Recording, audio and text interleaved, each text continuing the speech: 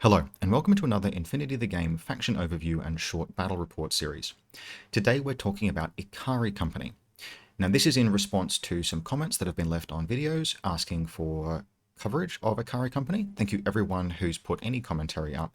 It's super interesting to have those conversations with you, answer questions, provide perspectives, and get some guidance from viewers on what it is that you'd like to see and hear next. In response to one of those comments, here we've got today Ikari Company. Now, Ikari Company are a mercenary company, much like Dasha, which I've done a video on just recently, with some different strengths and some different weaknesses. In this video, we'll talk through them at a fairly high level, not a unit-by-unit breakdown. We'll talk about a list that I've played. You can see that up on screen now. I'll run through 3 different games, how it went, and then give some breakdown on what I like about it, what it's useful for, what you might change in future, and then just summarize basically my thoughts on Ikari Company. So Ikari Company as a whole, they've come a long way in interesting directions since N3.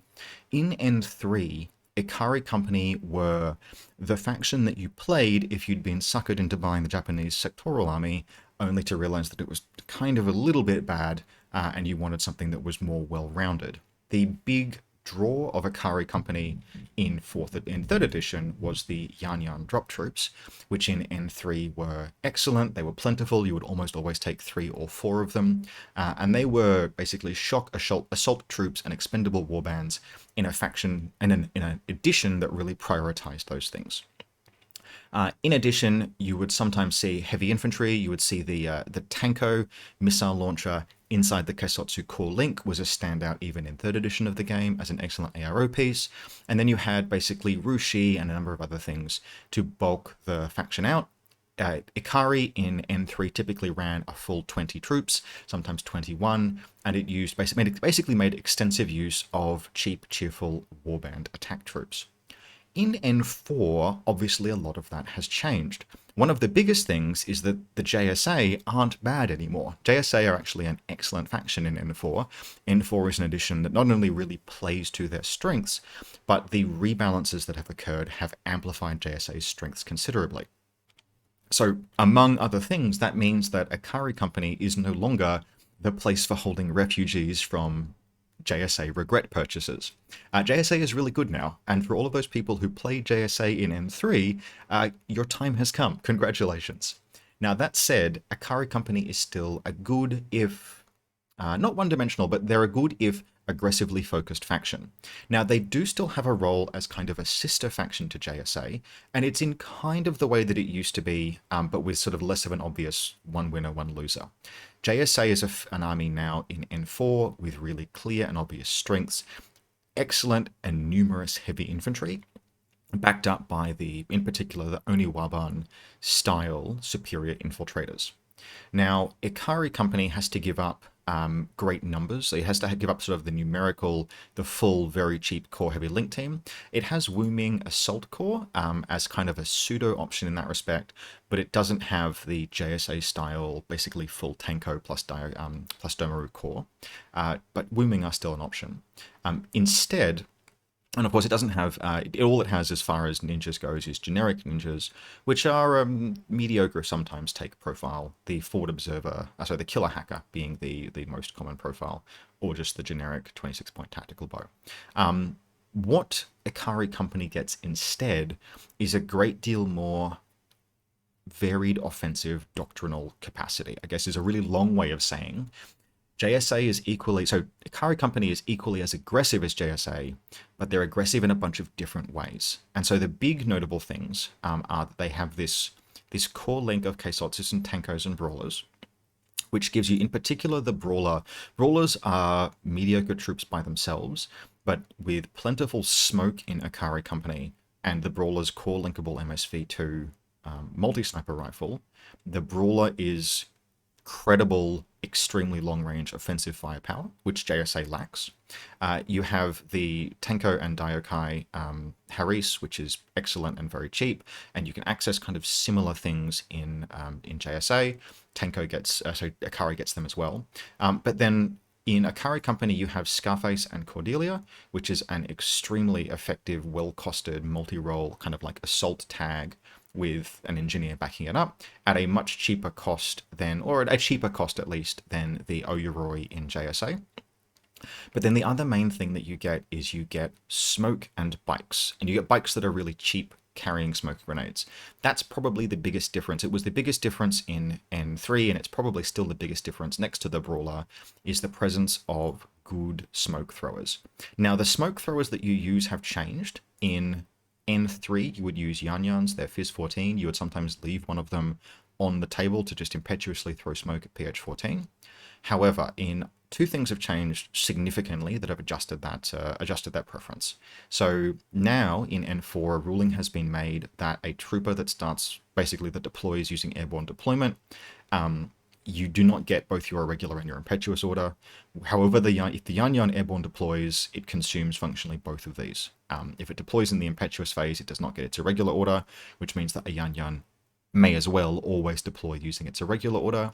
So you're giving up some of that offensive punch. The advantage of Yan-Yans previously was that they would land impetuously, they would attack irregularly, and then that was it.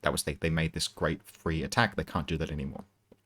The other major thing that has changed is that ITS Season 13 has arrived, Frozen Roads, and bikes got big buffs. And Desperados were one of the best beneficiaries of that, with good gunfighting, with particularly the assault pistol profile, for a very cheap cost. Now having access to mimetism and being able to take cover has made Desperados exceptional, truly exceptional. One of the 3, 4, 5 best bike troops in the game, and that's competing with the likes of Carmen Johns, Kumbikers, Zuleki Narazova, and Yojimbo, who is coincidentally also in Ikari Company. Now, JSA can access Yojimbo, but they have no equivalent of the Desperados, which are one of the biggest selling points now of Ikari Company. So Ikari Company is JSA with longer range firepower, more tactical flexibility, a probably better tag, and smoke. The Desperados also fill the role of kind of like defensive warband element. They have a chain rifle, they've got Sixth Sense, they can throw smoke. They're not dogged like some other elite, well not elite, and some other really good bikers in ITS 13, but apart from that, they're excellent. So this is what sets Ikari Company apart. There are also a few other things that are kind of worth noting. You have Karakuri, they're very nice, but they don't have a fireteam option in this faction. You have motorized bounty hunters, which are also good bikers. In fact, this list that I'm currently playing originally had a motorized bounty hunter in it. I cut it purely because I wanted an extra regular order, but you could easily squeeze it back in. You have access to, I mentioned, Brawlers and Drews. These are not fantastic. The Alpha Seed is kind of bad. Wu Ming are eminently playable and are kind of a secondary way of playing Ikari Company around a Wu Ming core. The reason why you might do that is in some scenarios it might warrant it, but ultimately I think if this is something that interests you, you're better off playing probably Dashat Company. If you want to play a heavy infantry core, you use the Zuyongs, or you look kind of to Yuqing. Notably and absent in this edition is the Libertos. There used to be access to Libertos in Ikari Company in N3, and they're gone now, and it's very much a shame. But they, you have Cracker Renegades and Kendrat. If you want those, they can be a spicy option. And you have the Yuqing offensive remotes, Luduan and Rushi, both of which are pretty great. So most of the high points of the faction are present in this list, which I'll just go through now. So we've got 3 bikers in this list, a Desperado, another Desperado, and Yojimbo. This is more than this, particularly given that there is a tag in the list, more than this I find you could fit, and in fact you can take, you're butting up against availability limits here, that you can't take any more Desperados, but you could, if you wanted a 4th biker, take a motorized bounty hunter, and this list you'll notice is called Gavkari 2.0. This list was written originally by Gav Bateman from Newcastle, Australia. The only change that I have made, apart from a little bit of group tinkering, is to cut the motorized bounty hunter down to a Fugazi Dronbot, just to give me slightly more balanced order pools and a little bit of capacity to shift the groups around. If you would like to take a 4th biker, simply make a Kaisotsu Paramedic into a Kaisotsu Forward Observer. That will give you the 1 point, and then the Fugazi can become a bounty hunter with submachine gun and chain cult. Now, the motorized bounty hunter is a perfectly fine profile, but that puts you at 5 very fat bases trying to find places to deploy. And it was just a little bit of a struggle for me, and I didn't feel that I needed the 4th motorcycle. So your mileage may vary. If you like the Motorized Bounty Hunter profile, and fair enough, it's excellent, you can slot that in, but you don't have to. So the Desperados are our defensive slash smoke slash multi-role.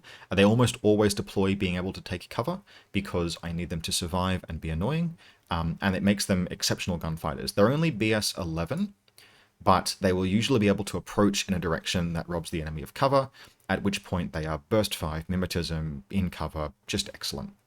They're also passable in close combat thanks to the burst bonus on the assault pistol, which works in active turn.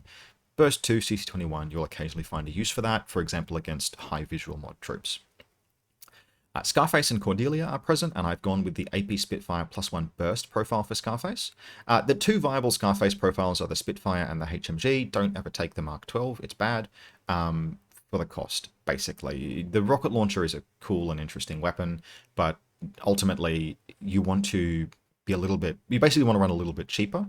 In this list, with two quite long-range weapons in the core link that can do quite a good job of clearing off enemy long-range options, I've gone with the Spitfire to give Scarface more offensive punch, but also more chance of winning face-to-face rolls, because he is only BS 13. Now, Scarface is a very aggressively costed tag at 64 points. He has a lot of good things going for him, including the fact that he's got genuinely pretty good CC capability, ECM, etc. He cracks over that threshold. Armor 7 is the point at which tags start getting really tough. Armor 8 is better, but for a points break you take 7. But I've gone with the Burst 5 just because I think it gives him a bit better chance of winning face-to-face rolls. Cordelia has a Yowza because you can afford it, may as well. Then we have, rounding out this group, we have two Tankos with light shotguns. Now, basically all of the Tanko profiles are viable, but if you can, take the light shotgun ones. Not only are they kind of better at winning face-to-face rolls than the submachine gun, but they give you a template weapon, and that goes a really, really long way.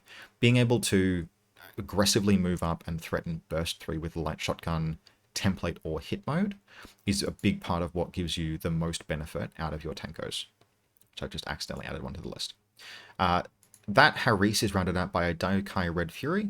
Now, the Red Fury versus the multi-marksman rifle, you can go either way on this. It's mostly a question of whether or not you need the SWC.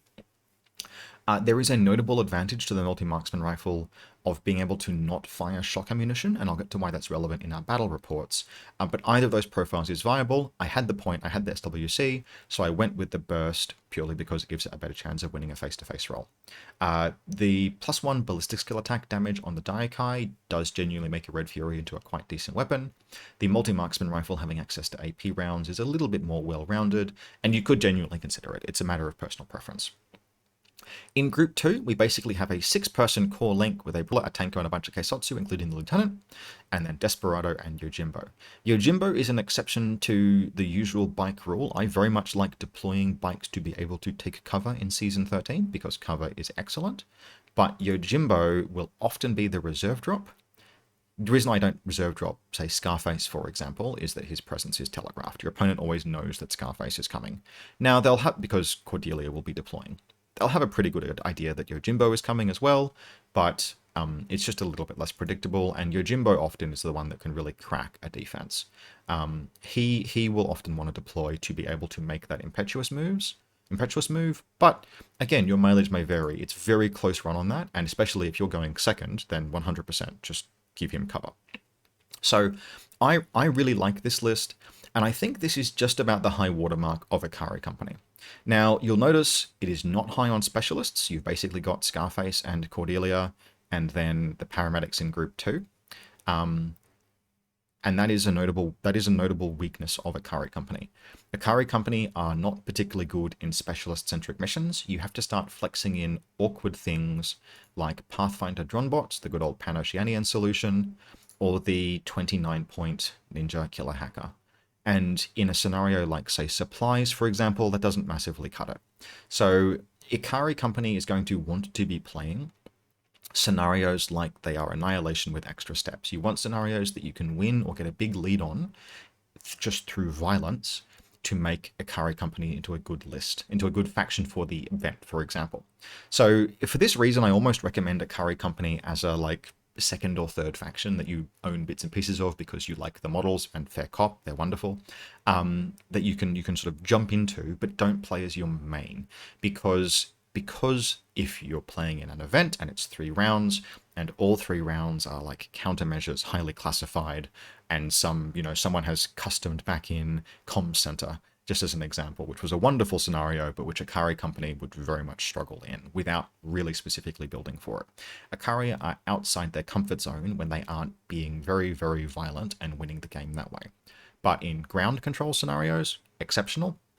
And even in like supremacy, for example, where there are objectives that you can do, but which are not the sole point of the scenario, fantastic. You can definitely find tournament mixes that Ikari Company are a reliable and useful army in that can do some great things. So with that kind of introduction spoken for, let's run through some games that I've played with Ikari Company. So here we have a table. Now, apologies in advance here. You're going to be looking at this picture for a little while because it's the only one that I took of 2 separate games. In the first game, I played Ikari Company versus Vanilla Haqqislam in Decapitation, and I went first. That's what you're actually looking at here, if you can sort of pick out some models on the screen. Now, Decapitation obviously is a scenario with a longer deployment zone and also HVTs that need to be protected, and it's very much a go first scenario. And especially against Haqqislam, if I can go first, I usually will, because Hassassin for days are a right pain. And a lot of my deployment was predicated around, if I needed to, stopping a Fade, in particular a shotgun attack. So Ikari Company is a core link faction, and in particular they're a core link faction that uses a bunch of light troops to fill out the link team, which means that Haqqislam players take note, a shotgun up the guts is an extremely effective way of gutting that capability. So here what we have is the core link is deployed kind of in this box here. And we'll just switch pointers there for that. So this is where the core link is sitting, and they are split up massively so that there is basically no way that more than 2 troops at a time can be hit by a shotgun, and also so that there's no way that 2 paramedics can each be hit by the same shotgun, because that's the disaster state, is in which I not only lose link members, but I lose my ability to bring them back. My lieutenant is hanging out at the back here. He's kind of not as far away from everything as he can be, but in particular he's positioned so that if he gets shot, a template won't hit anything else, because he's a primary target in Decapitation. He's worth a bunch of points. There are more lieutenants. So a lot of effort went into this deployment. But elsewhere on the board, we have up here in this building, and on ground level, we have our Tanko team and Daiokai, and then Scarface will eventually come down kind of in this position here.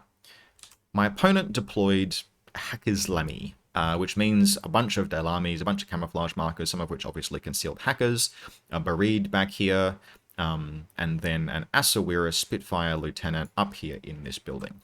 I'm actually pretty mixed on an Asawira Spitfire Lieutenant in Decapitation. I do like it, but it's expensive and it's your only Asawira, the AVA-1. So as much as it is a really hard lieutenant to kill, it's also a chunky ton of points that you want to be doing things but which you're not willing to risk. I actually do not mind line infantry lieutenants at all in this scenario. They are cheap and you just want to hide and protect them, so why not? Why not do that? There are some other elements. There are bikers. Zelakia is sort of down here somewhere. There's at least one gun biker somewhere. This photo in this game is a little while ago now, so I may be sort of slightly hazy on the details, but I will give you the high points. So my opponent's reserve drop was a impersonation marker, basically back here with my lieutenant, which is what I was worried about, and which I had Yojimbo eventually being sort of came down here as my counter to that. I had to deploy my reserve first, but so Yojimbo basically just went down. Actually, yeah, Yojimbo is here. You can see this this black base is Yojimbo, and there is literally a crazy koala like hanging out down here. And that crazy koala is literally to try and dissuade my opponent from making a kill run against my lieutenant. He goes for it anyway. Down comes an impersonation marker, which it's going to turn out is going to be Al Jabal. So in my first turn, and if you'll remember correctly, if you remember, we go back to the army list, just up on screen here, it's got very split combat groups. It's hard to render both of these groups ineffective, because each of them has, so it's this list, so this first group actually has functionally 9 orders, thanks to the NCO. And then this second list has Yojimbo's Impetuous, if you want to take it. And also the second, ideally actually you lose orders from the second group, because these Desperado and Yojimbo bikes and the core link need very few orders to effectively attack. So you've got effectively a 9-8 split, which is a really good order pool. Now, my opponent chose to take orders from the first combat group, and I went about trying to deal with the Hassassin Fide. Now, this is one of those games where it just went badly. I moved troops up, to particularly the Tanko repositioned, to have a discover roll against the Fide out of cover, and it failed. I moved another troop up to try, and it failed. I moved Yojimbo up to try, and he failed. It just failed all of my discover rolls. And so then it was a case of, all right, well, we need to salvage that situation. We're just going to exfiltrate the lieutenant, and if he reveals to attack me, I'll use the opportunity to kill him, and he'll trigger the crazy koala. As it happened, he didn't. I pulled my lieutenant back a little bit to at least make it a little bit more challenging and a little bit more costly for him to get out of the position the Fide was in. Tried to brick him in with the Tanko, but couldn't quite. But ultimately, I had to just give that up as a bad job. There's a point at which you throw good money after bad, and I basically used the orders that I had in that group as effectively as I could, and I needed the rest. In particular, useful little deployment note is that generally speaking, there's a Desperado in each group. I will put the Desperado in the core link group on the far side of the battlefield from the core link, and I'll put the Desperado in the group with the Tankos and Scarface on the far side of the battlefield to them. The point of doing that is to allow me to spend orders from either combat group all in the same place if I need to. So say I wanted to make a big attack up this flank, then I would be able to use the Desperado from the group with the core link and then the Tankos and Scarface to make that attack. And that just is kind of like just a useful thing to consider if it's something that you want to do. So basically with a big failure over on this side, not unmasking the Fide, I set about doing as much damage as I could otherwise, and that mostly involved just killing the Dalamis. Just wheedling out the camouflage markers because you can't just traipse through them. And it was discover, kill, discover, kill, discover, kill, take them out, and then eventually get up onto this rooftop, take out what was going to end up being an Al Hawa hacker and another Dalami up there, and set up with a Tanko kind of up here, just staging, basically. I wasn't able to punch through and deliver a knockout attack on the first turn. If I hadn't faffed around with this Fide, maybe I would have, but Haqqislam is very hard to knock out punch on the first turn because of the warbands and the irregular troops, etc. That's fine. You peel them off first, and then you set yourself up to defend. My opponent's counterattack, unsurprisingly, involved Al-Jabel walking into the room and killing my lieutenant. But in the process of doing so, he didn't kill anything else, and he died to the Crazy Koala from Yojimbo, which is not the best trade in Decapitation because I'm now nominally down 3 points, but that's recoverable, and I couldn't stop it, right? The dice simply said you do not get to discover this Hassassin Fide, and so I had to just deal with that and let it get me.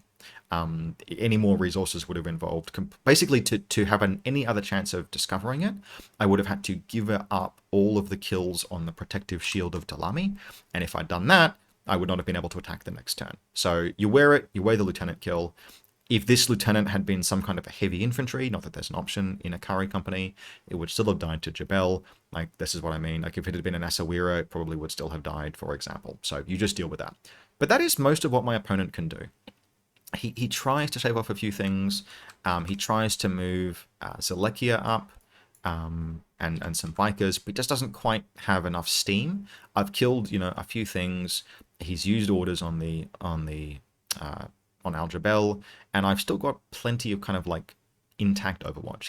He kills my little defensive turret, but that's kind of like about the gist. I think he puts down this Fugazi, who I'll repair next turn. My second turn is basically the knockout punch of the game that I've set up during the first turn to do.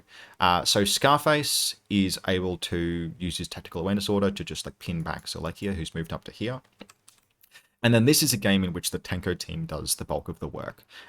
They dismount this building here. They kill both of his designated targets. I move up into this building and I just gut everything that's in there. And that's basically his whole flank collapses. On top of that, remembering that Yojimbo is in the other combat group, Yojimbo comes all the way up here and guts the support staff that are hanging out in the back here, basically leaving my opponent with nothing but an Asawiri lieutenant, a Ghazi Matalia, and like a guided missile remote that are hanging out in this building. That's it. He's got nothing left. It's not enough to stage an attack.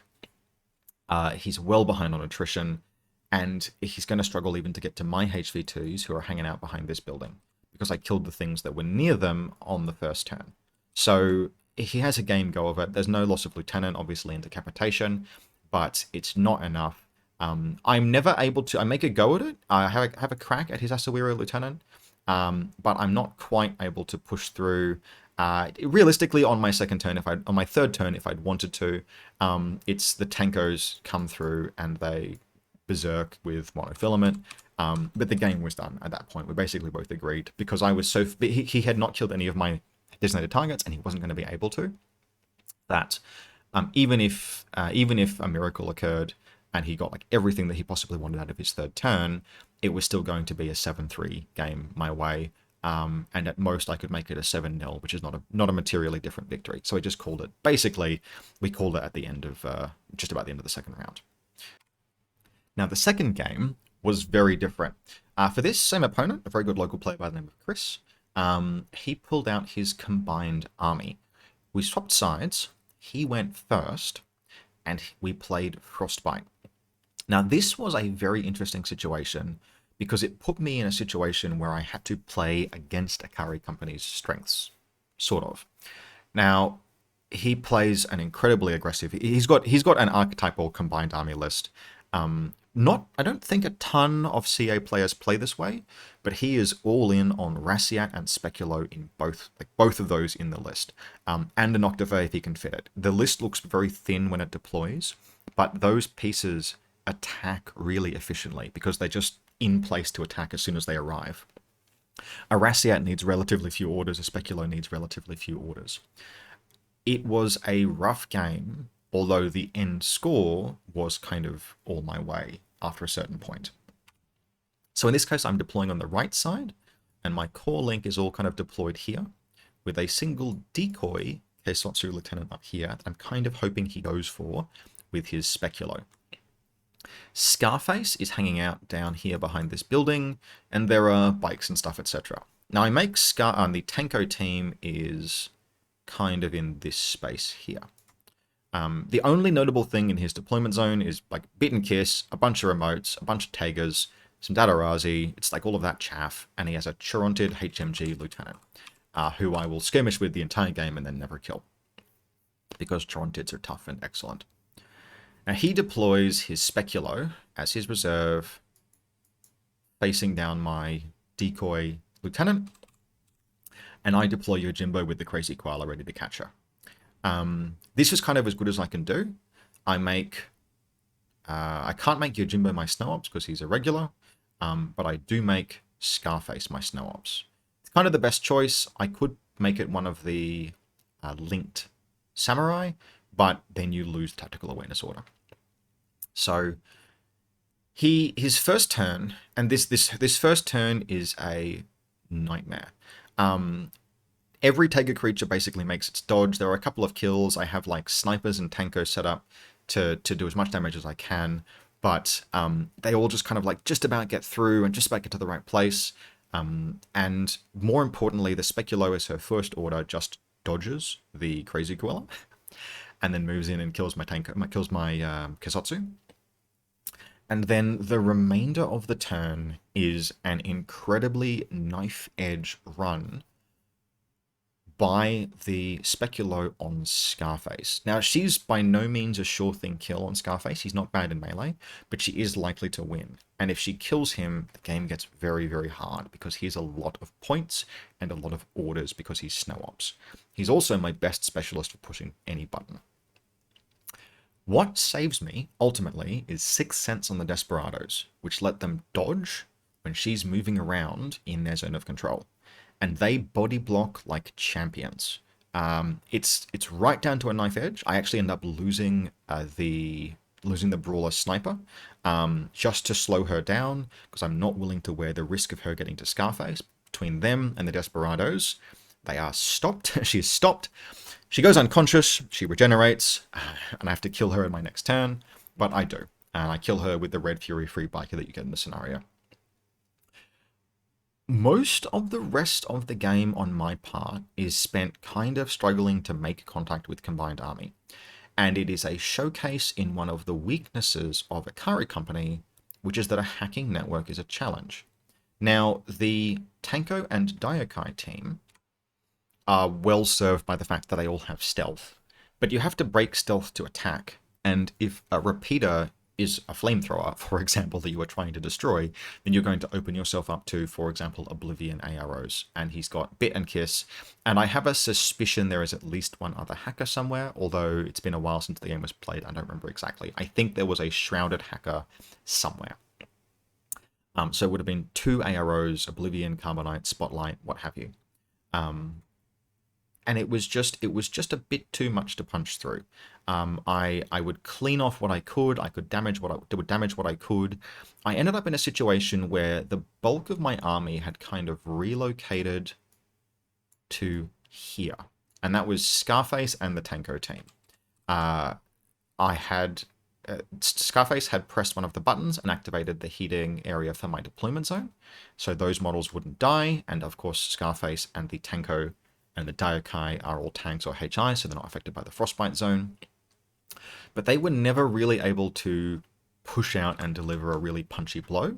And Yojimbo, because of the MSV Overwatch and the way basically the table was like an interesting mix, it was just difficult for me to attack. Basically, it was very, very good repeater play from my opponent. And of course, then I didn't really have a second turn because the Rassiat turned up and killed the other Kesotsu. My opponent identified that one of the 2 of them would be my lieutenant. He went for the one he thought it was. He was wrong. And then there was only one other option, and he killed that with the Rassiat. So I've got these attacks that have been like launched into my deployment zone, and ultimately the survivors, the valuable survivors, have decamped to the middle of the table. Now, it's as much as that damage is just adding up and adding up and adding up on my list. It's mostly cheap things that are being killed, and I'm playing the scenario as hard as I can. I have established a status quo that favors me, because as dangerous and as like sharp-edged as my opponent's list is, it's got 1 heavy infantry and no tag. And the heavy infantry is the snow tracker, the snow ops. And he's not really able to, I'm not able to punch into his list, he's not able to punch into mine. A Noctifer gets revealed, doesn't do much, I can't kill it though. And when like the chips come down, I take all of this damage, but I press a button, and he presses a button, and I'm going second, and he's not able to kill Scarface and the Tanko team, who are a lot of points in the zone. And he can't outcontest them, which means at the end of the game, I am able to dominate the Frostbite zone. Big thing to note is that the clown car fiesta that happened on the last turn, this was purely me attempting to score 1 more point off of classifieds. And what happened was, yes, he did. He had a shrouded hacker, a Tanko. I let him immobilize a Tanko so that I could Kazovac it to do a rescue classified. But I had to not get hacked picking up the Tanko. I got hacked and got immobilized. So the Daiokai came in. I had to not get hacked picking up the second Tanko, and I got immobilized. So literally, I have 3 heavy infantry, all of them immobilized by a single shrouded who keeps passing his rolls, and I fail my BTS, purely in pursuit of a single classified. But it was really the only play to make on the last turn, because anything that exposed, like, there was no point in me doing anything else, because I had more army points left alive, and more importantly, I had them in the zone. I couldn't do anything else. I was winning on scenario. One of the big learning points of this game, interestingly, and a real showcase, was how much of a struggle this list can have with classifieds. And you'd think that sounds a bit counterintuitive. If we go back to the list, surely you can draw, what have you got? You've got an MSV, you've got lots of heavy infantry, you've got melee, you've got paramedics and engineers and dechargers. Why are classifieds challenging? And the answer is, well, firstly, Kasotsu paramedics do not leave the deployment zone, neither does Cordelia. Yojimbo and Scarface are actually both elite veteran troops, etc. Like, there's a good mix of that. Although the Daiokai is headquarters and the Tanko are line troops, so they can't do veteran or elite classifieds. So really it's just Yojimbo and Scarface that are in position. The big issue is that your list does not leave bodies on the table. If you look at the Tanko in melee, then they are monofilament or they are shock.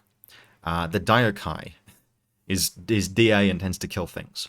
The Daiokai also has a red fury, which means that he is doing shock damage and killing things. It's very rare for either the Brawler or the Tanko to leave a single wound infantry model alive. Desperados are kind of the same. They burst 5. Scarface is burst 5.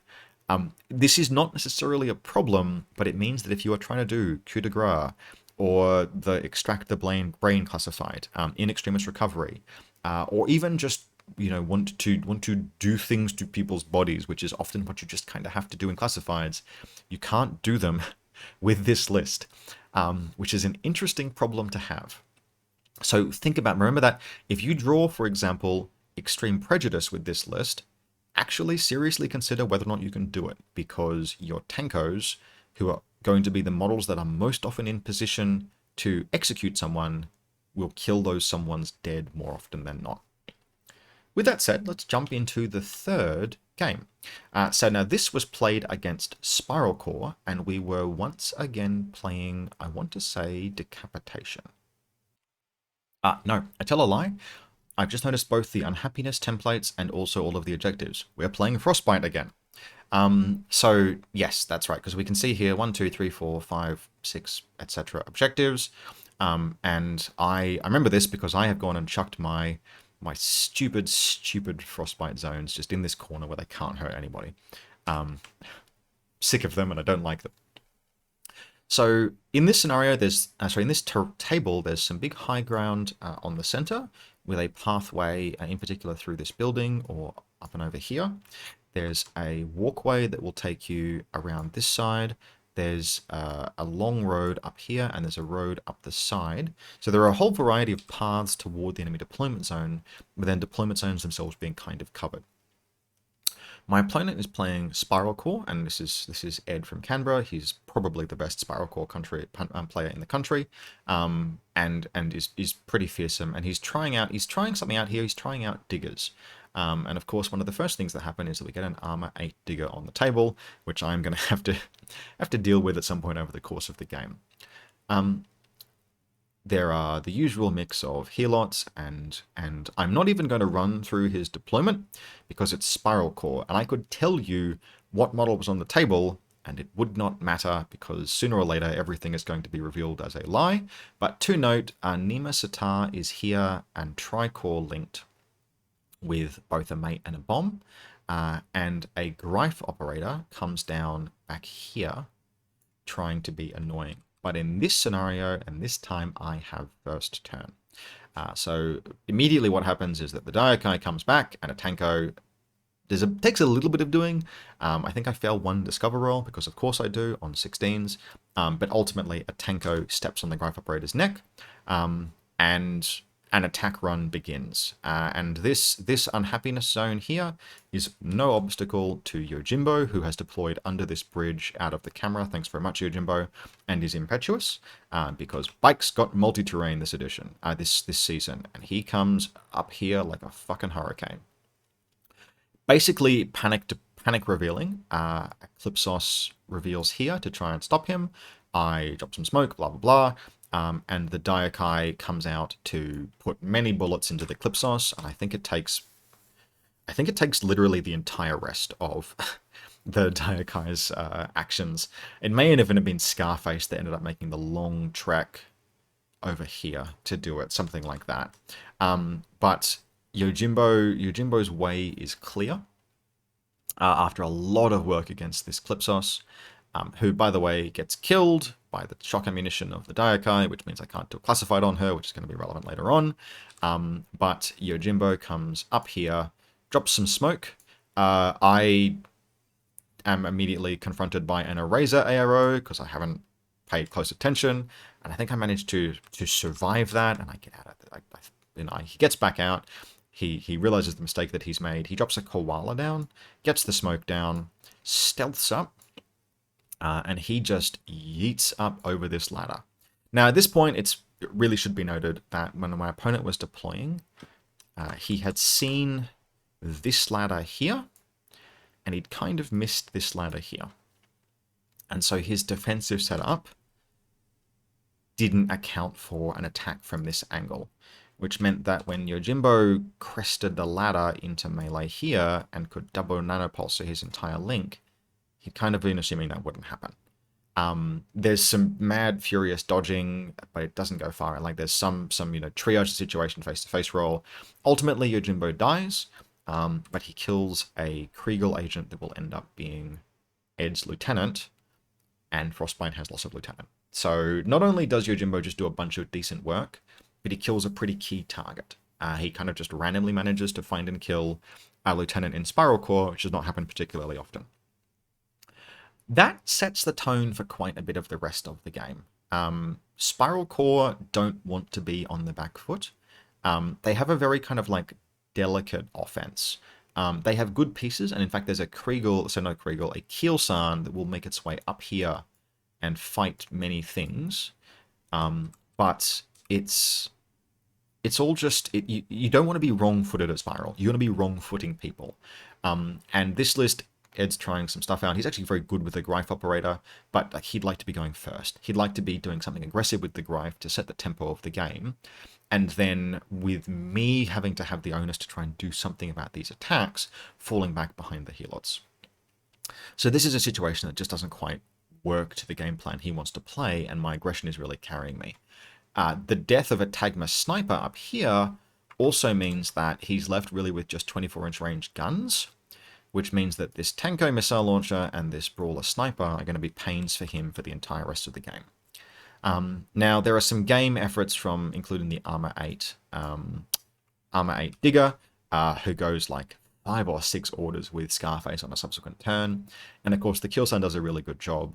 But we actually end up sort of doing a little bit of a retcon because the Keelsan makes an attack and then it pulls back. Then I move up with the Desperado. And this is one of Ed's earlier ITS Season 13 games, and he had not yet played against Desperados, and so he had it in his head that it was a model that was easy to shoot, that he could just take hits from. And he really didn't realize that what he was wearing was the, I had him out of cover, I had cover, I had mimetism, I had burst 5. There was a very favored face-to-face roll for the Desperado. So we actually like redid the whole roll with Ed actually understanding the mods that he was facing.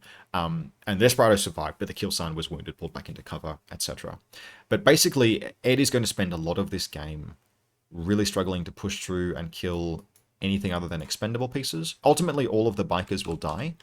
But the first turn attack by Yojimbo into this link pretty much closes the game.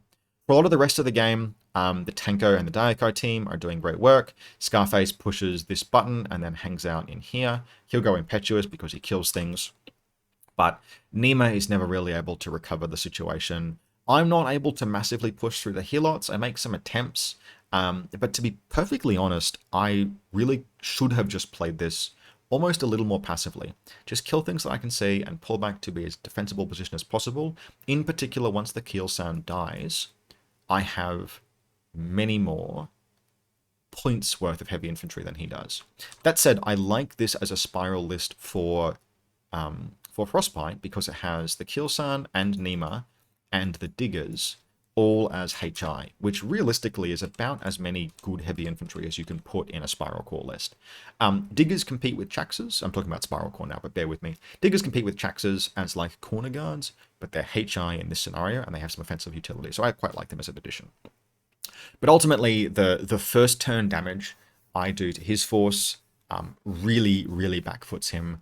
I will spend too much of the game trying to do classifieds and being unable to because everything gets shocked out by the Daiokai or just killed all the way to dead by Scarface blitzing it with the AP Spitfire. Even the very tough Spiral Core things. I'm never able to put Nima down or really like punch through too many of the helots, etc. But ultimately the weight of metal that I have in the zones does too much. And the loss of Lieutenant on the first turn is not sort of a recoverable situation for Ed.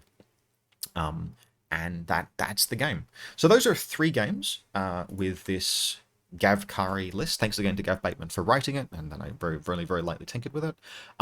Really, I have enjoyed it a great deal, but I do think that Ikari Company is a sectorial that you want to pick your battles for and not play into really classified heavy lineups. So to give you a worked example, CanCon this year has Frostbyte, Acquisition, Quadrant Control, Supplies, and Firefight as the 5 scenarios. By the way, if you're in Australia, CanCon is running this year. Obviously, if there are concerns around COVID, etc., public health directions are going to be in place. Tickets will be refunded if the event needs to be cancelled as a result, for example, of Omicron, etc. But at the moment, the plan is that it will run under public health guidance. Encourage you to attend. We have probably space for about a 32-player Infinity event to make sure that there is sufficient space, etc. At time of recording, about half of those tickets are sold. It's only been up for a little while. So if you want a ticket, you should buy one. Please do. In the meantime, however, Frostbyte, Acquisition, Quadrant Control, Supplies, and Firefight. Do I think we can play Ikari Company at this event? Well, Frostbyte actually has turned out to be quite a good scenario for Ikari because it circumvents the usual specialist problem. You just make Scarface into a specialist. The only thing that you need to be able to press buttons for is press one of the heating elements to get yourself a heating element in your deployment zone, and then you put all of your wonderful HI and tags in the central area. Bang on, Frostbyte is good. Acquisition is fairly playable. You have an engineer, but you can play Acquisition like Annihilation with extra steps. So I think they're good for that. And Quadrant Control is fine. You can 100%. Quadrant Control is a ground control scenario, but if you are undone, it will only be by classifieds. That's a good one as well. Supplies is where you're going to have the toughest time as a Ikari Company because they don't have really optimal button retrievers for that scenario. They don't have specialists that go into the midfield, reliably crack open a case, and exfiltrate it with anything like order efficiency. A ninja is probably your best bet for that, and you can fit a ninja in this list by say, cutting one of the 27.1.5 SWC options in the core link team. But you have to roll whip 13, and that gets you one of the boxes. But it's possible that you could adapt to that scenario if you needed to and run something that would work. And then Firefight is the third scenario. Ikari Company are quite good in Firefight, but remember that it does have a lot of classifieds in this season of ITS. So you need to give some consideration to, for example, do you want to make that Daiokai have a multi-marksman rifle rather than a Red Fury, just so you can leave some bodies around. The list also totally lacks a hacker, and you really probably want a hacker for that scenario. So maybe you have a supplies and firefight list that uses a Ninja KHD, and perhaps it fits in a Kersotsu hacker. You could use a Rushi in the list. Potentially you make some cuts to fit that in as well. That gives you a repeater to do some spotlight, etc, etc. So I think Ikari Company could be played in Infinity at CanCon in January next year, but I think particularly supplies and to an extent firefight are examples of why they're often going to be kind of a better fit in a 3-round event, or an event with more of an annihilation / violence problem solving focus. So they're a direct sectorial. They're a very interesting sectorial. They're a sectorial that if you play JSA, it's really worth your time buying a few extra models to be able to run, even if you, for example, proxy Scarface with an Oyuroi or vice versa. Infinity is very proxy permissive. It's one of its best selling points.